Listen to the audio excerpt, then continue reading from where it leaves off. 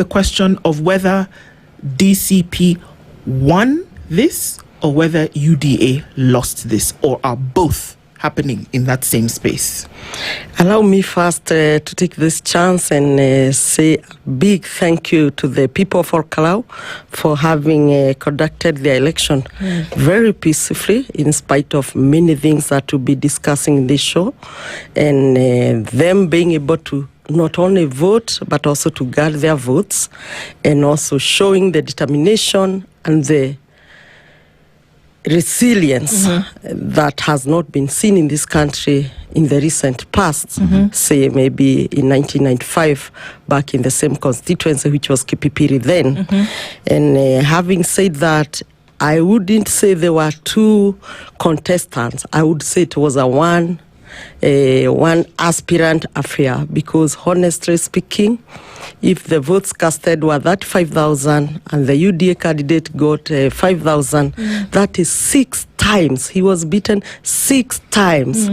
And I think by mere luck, or people in Ol Kalou cried, they thought, okay, this is our son, this is our neighbor. He worked for us with the Mheshimiwa for 13 years, and they thought the 5,000 was worth, which to me was surprising.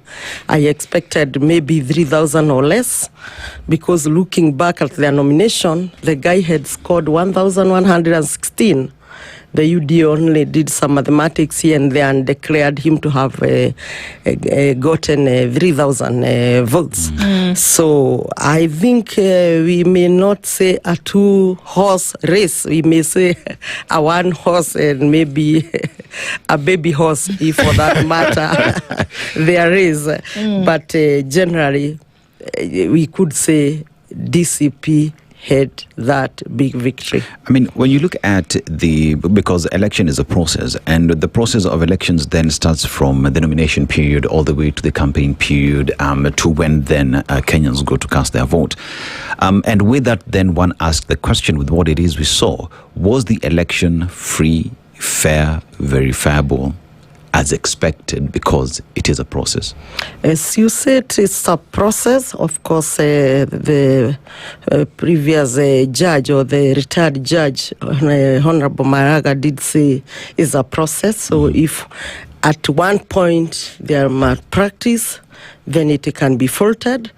But in this case of Ol Kalou, the election was free, was fair, was verifiable in the room. But outside the room, it was chaos, because it is in public domain. You saw the goons come. First, each polling station is normally given like 2 policemen, depending on the size, or 3 or 4. And these policemen were at work from 5 as it was expected. But later in the day, goons were coming in numbers of 5, 10, harassing people, shooting. So for this particular part of what was happening outside, I would say it wasn't okay. But inside the room, it was okay. Let's talk